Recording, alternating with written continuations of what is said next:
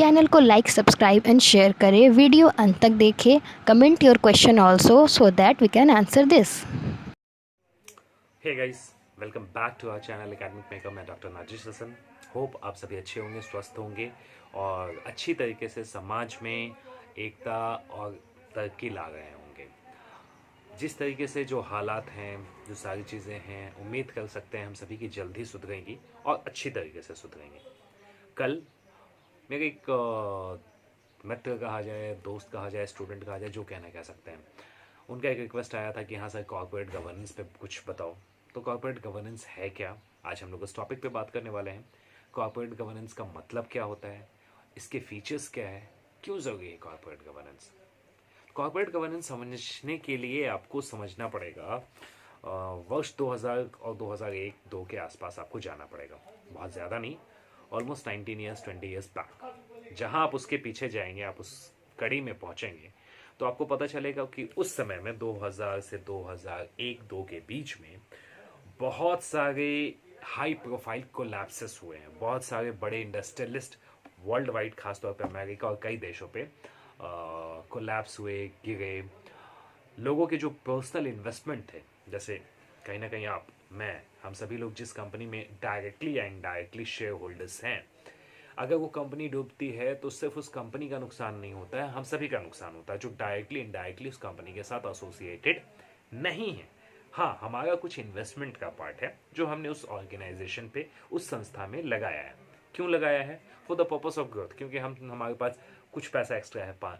Suppose we are earning 1000 rupees and 100 is our saving. उसमें से 20 रुपया अगर मैं 10 साल के लिए किसी एक पर्टिकुलर ऑर्गेनाइजेशन में लगाता हूँ, इन्वेस्टमेंट करता हूँ या उसका धंधा करता हूँ, बिजनेस करता हूँ, वट एवर इज दैट, उसमें कुछ फ्रेंचाइज लेकर या किसी भी तरीके से शेयर्स में इन्वेस्ट कर दूँ, उसके म्यूचुअल फंड्स में लगा दूँ, उसके बॉन्ड्स खरीद लूँ, कुछ भी हो सकता है। तो जो पैसा हम लोगों, हमारा और आपका लगता है कि वो कंपनी डूबती है तो हमारा पैसा क्या। कॉर्पोरेट गवर्नेंस का मतलब क्या है कि कॉर्पोरेट की अकाउंटेबिलिटी, कॉर्पोरेट की अकाउंटेबिलिटी किसके तरफ? तो कॉर्पोरेट की तरफ। कॉर्पोरेट मतलब जो कंपनी के स्टेक होल्डर्स हैं, शेयर होल्डर्स हैं, उनके तरफ कॉर्पोरेट की accountability is known as corporate governance. आपको याद होगा वर्ष 2008, खैर दुनिया उस कड़ी की तरफ फिर से बढ़ गई है। वर्ष 2008 में मेरिश लिंच बैंक, जो अमेरिका की बहुत बड़ी बैंक थी, जो कोलैप्स की, उस बैंक की वजह से विश्व महामंदी झेला था। हमको याद है उस समय में सेंसेक्स जो आया था, दैट वाज अराउंड 7500, 7500 के आसपास सेंसेक्स आ गया था। आप समझ सकते हैं कि सेंसेक्स, निफ्टी नहीं बात कर रहा हूँ, सेंसेक्स, क्योंकि निफ्टी और सेंसेक्स में ये होता है कि निफ्टी अगर 1 है तो सेंसेक्स 3 होगा। तो अंदाजा लगा सकते हैं क्या इकोनॉमी की पोजीशन आ गई थी। भारत उस महामंदी से उभरा था और अच्छी तरीके से उभरा था। पर इस वक्त जो महामंदी हमारे दरवाजे पे खड़ी है वो बहुत खतरनाक है, क्योंकि कई लोगों की नौकरी भी जाने वाली है और कई लोगों के पेट पे लात भी पड़ने वाली है। उसमें हो सकता है मैं भी रहूं, आप रहे हो, कितने लोग होंगे, इसका अंदेशा लगाना या इसका अंदाज़ा लगाना बहुत ज़्यादा मुश्किल है। क्योंकि इसमें कहीं ना कहीं फाइनेंशियल एक बैकअप, फाइनेंशियल कंट्रीब्यूशन सरकार के जरिए से चाहिए होगा। खैर, बात करते हैं, coming to topic, corporate governance क्या है। तो आपको समझ में आया होगा जो मैंने बताया, ये जो जितने भी फाइनेंशियल क्राइसिस हुए 2001 2002 में, 2008 बेसल नॉर्म्स 3 जब आया, जिसको बेस में बना कर गया, 2010 में बेसल नॉर्म 3 आ गया था। तो जो फाइनेंशियल इंस्टेबिलिटी हो गई towards the stakeholder, towards the shareholders, towards the board of directors, तो उनकी ट्रांसपेरेंसी टू होनी चाहिए। एक सिस्टम में ट्रांसपेरेंसी होनी चाहिए, एक अच्छा गवर्नेंस सिस्टम होना चाहिए जो प्रॉब्लम को रिजॉल्व करे, समझे, उनको ओवरव्यू करे और ऑर्गेनाइजेशन को उस डायरेक्शन पे देके जाए। फ्रॉड को रोके, माल प्रैक्टिसेस को रोके, इलीगल थिंग्स को रोके, एथिकल चीज़ों को प्रमोशन दे। इन सारी चीज़ों की वजह से आया कॉर्पोरेट गवर्नेंस। कॉर्पोरेट गवर्नेंस आया और मैं इसको एक अच्छे एग्जांपल से बताऊंगा आपको, इससे पूरी तरीके से आपको कहानी क्लियर हो जाएगी। तो corporate governance is collection of mechanism, process and rules which corporation and controlled and operated. ठीक है, अंग्रेजी भाषा में था, हिंदी भाषा में बात करते हैं। मतलब basically the process of rules and regulations need to be followed, controlled all the situations need to be controlled and be operated in such a way कि उसके स्टेक होल्डर्स को कहीं पे कोई ज़्यादा नुकसान या नुकसान ना हो. This is corporate governance. Distribution of rights and responsibility to participants. Rights and responsibility. Rights किसको देंगे? अधिकार और रिस्पॉन्सिबिलिटी, कर्तव्य किनकी होगी? तो अधिकार और कर्तव्य उनकी होगी जो ऑर्गेनाइजेशन में उसके स्टेक होल्डर्स हैं. स्टेक होल्डर्स कौन है?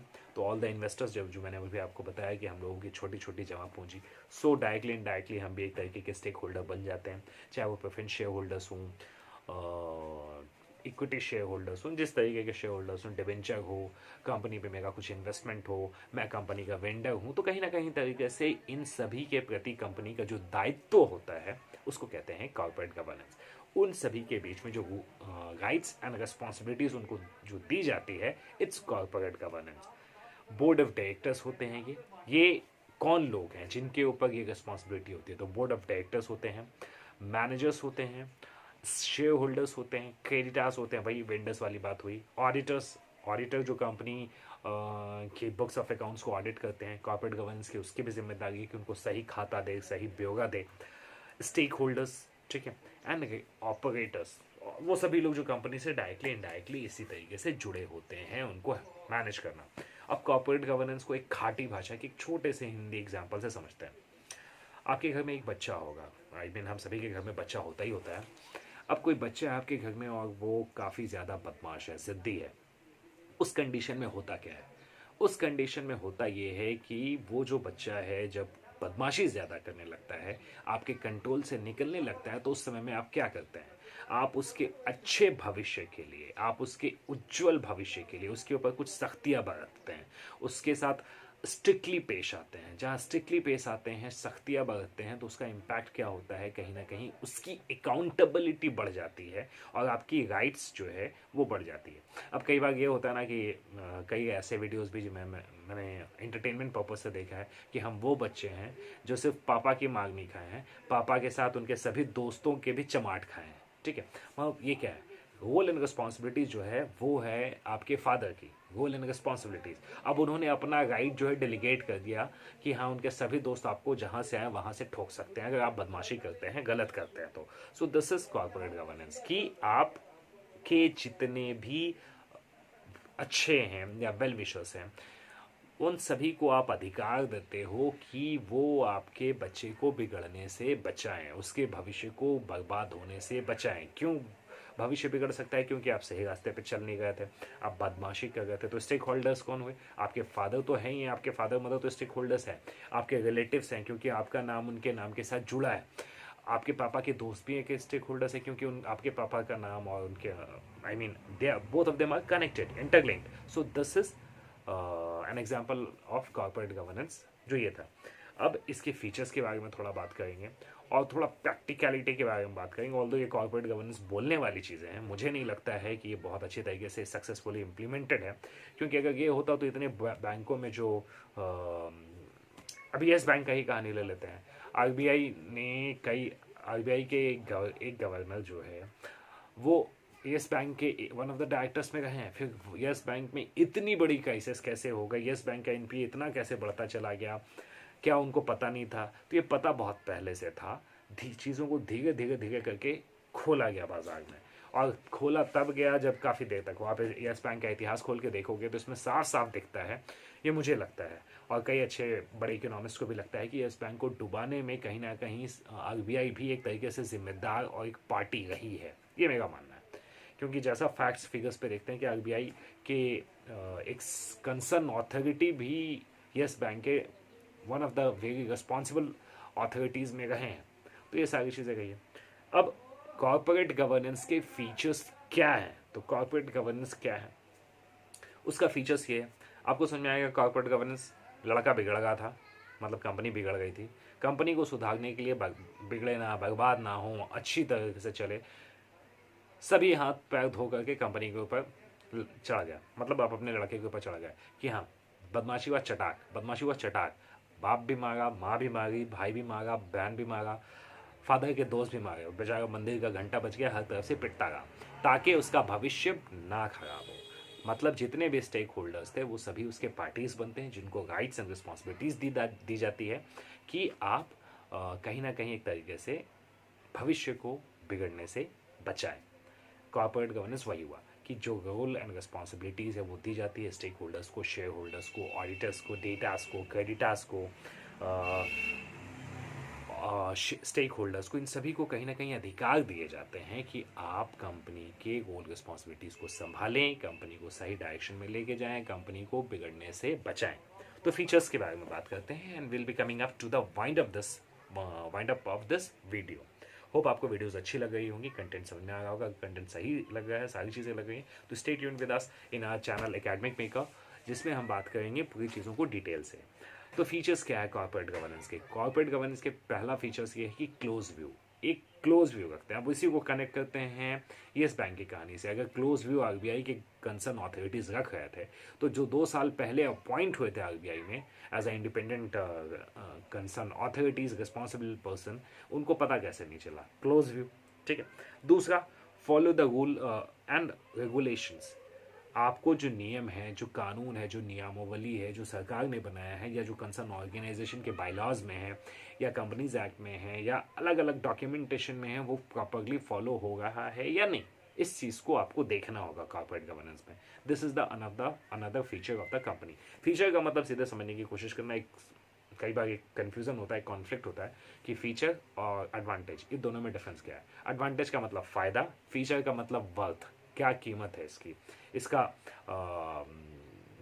फ़ायदा क्या है, अल्टीमेटली वर्थ, इसकी इंपॉर्टेंस क्या है, इसको अगर कर लेते हैं तो क्या क्या चीज़ें मिलने वाली है साथ में, ठीक है। क्लोज मॉनिटरिंग, काफ़ी क्लोज मॉनिटरिंग की जाती है कॉर्पोरेट गवर्नेंस में। अब ये चीज़ें आप अप्लाई करके देख लो येस बैंक में। अगर आपको लगता है कि आपका भी मानना है कि हाँ मैं गलत हूँ या आपको लगता है कि मैं सही हूँ, तो आप कमेंट में लिख दें, मैं उस चीज़ को आगे डिस्कस करने की कोशिश करूँगा। Public interest kept in mind, मतलब यहाँ पे ध्यान देने की क्या जरूरत है, ऑल द इन्वेस्टर्स, यहाँ पे पब्लिक का मतलब है all the investors interest keep in mind. इसके इन्वेस्टर्स, इसके स्टेक होल्डर्स कौन कौन है? वेंडर जिसने उधार में दिया, creditor, debtor, shareholders, stakeholders, auditor, the board of directors of the company, the managers of the company, all of them are the equal part holder of the organization. So this is another feature of corporate governance, that public stakeholders interest kept in mind. Another thing is that political interest kept in mind. Political interest kept in mind का मतलब basically ये है कि आप समझने की कोशिश करेंगे देश की व्यवस्था, ठीक है, जहाँ पे कंट्री शब्द का प्रयोग होना चाहिए था एक्चुअली में, बट इसका मतलब ही यही है कि देश की अर्थव्यवस्था, देश की इकोनॉमी, देश की चीज़ें, वहाँ पे इंटरेस्ट सबसे सर्वोपरि होती हैं कॉर्पोरेट गवर्नेंस में। ये हुआ प्रिंट ट्रांसपेरेंसी। अब ये सारी चीज़ें होंगी, क्लोज व्यू होगा, मॉनिटरिंग होगा, रिपोर्टिंग होगा, राइट्स मिलेगा। अब आपको राइट मिला तो डेफिनेटली आप तो पूछेंगे भैया बताओ कहाँ खर्च किया या किसको उधार दिया। एनपीए जो नॉन परफॉर्मिंग एसेट्स होता है बैंकिंग का, उसके बारे में भी एक दिन मैं अलग से एक चैप्टर बनाऊंगा। तो इन सारी चीज़ों के बारे में आप क्लोज व्यू रखते हैं, आप ध्यान देते हैं कि कहाँ से ये चीज़ें हुई, कैसे ये चीज़ें हुई, क्यों ये चीज़ें हुई, तो कहीं पे ये सारी चीज़ों को आप इम्प्लीमेंट करते हैं। तो दिस इज कॉर्पोरेट गवर्नेंस की आप एक तरीके से ट्रांसपेरेंसी लाते हैं। तो ट्रांसपेरेंसी लाएंगे तो डेफिनेटली माल प्रैक्टिसेस रुकेगा, जो गलत चीज़ें हो गई हैं ऑर्गेनाइजेशन में वो रुकेंगी। अब वही लड़का है जो आपका भाई है, आपके परिवार का सदस्य जो बिगड़ गया है, अगर हर तरफ से ठुकाएगा तो उसका इम्पैक्ट दो होगा कि या तो गलत काम करना बंद कर देगा, या फिर हो सकता है कि इम्पैक्ट दूसरा होगा, बट मतलब कहीं ना कहीं वो छुप के फिर करने की कोशिश करेगा, और वो मुश्किल है क्योंकि आप हर जगह पे अपने जासूस छोड़ चुके हैं। तो कॉर्पोरेट गवर्नेंस का मतलब ही कहा जाए एक तरीके से जासूस, ठीक है। Settlement of the disputes, the dispute जो होगा उसको आपको सेटलमेंट करना होगा, and settlement of the conflict and interest, ठीक है।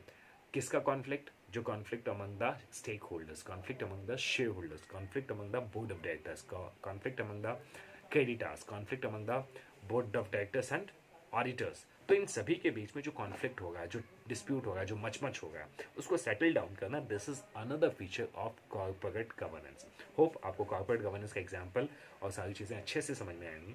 फिर भी मेरा मानना है कि हाँ सरकार चाहे तो कॉर्पोरेट गवर्नेंस को रोक सकती है, बट कहीं ना कहीं ये पॉलिटिकल या सिस्टम की कमी होती है, जो क्योंकि नियम कानून तो इतने बने हैं कि अगर उनको सही से फॉलो किया जाए तो कहीं ना कहीं गलतियां नहीं हो सकती हैं। आज भारत जो है बहुत बड़ी आर्थिक संकट से गुजर रहा है या गुजरने वाला है, तो इसके लिए कहीं ना कहीं पूरा आपका सिस्टम जिम्मेदार है। अब इस पे ये नहीं कहा जा सकता है कि हाँ ये इसकी थी उसकी थी।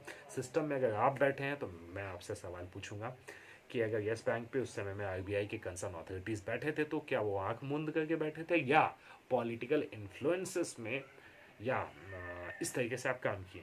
तो ये तो सरकार को देखने की बात है या जांच का विषय है। ईडी ने मिस्टर कपूर को भी पकड़ लिया है, जो उसके प्रमोटर्स गए हैं, कपूर ही है शायद, हाँ। तो अभी तो जांच चलेगी, इंक्वायरी चलेगी। कि अब एक और इंटरेस्टिंग चीज़ है कि उन्होंने अपने शेयर्स बहुत पहले ही बेच दिए थे और वो सिस्टम से बाहर आ चुके थे, तो पूरी की पूरी चीज़ें पता थी। So this was all about corporate governance, its features. I hope आपको वीडियो पसंद आया। मिलते हैं अगले वीडियो में। Till then stay tune, bye bye.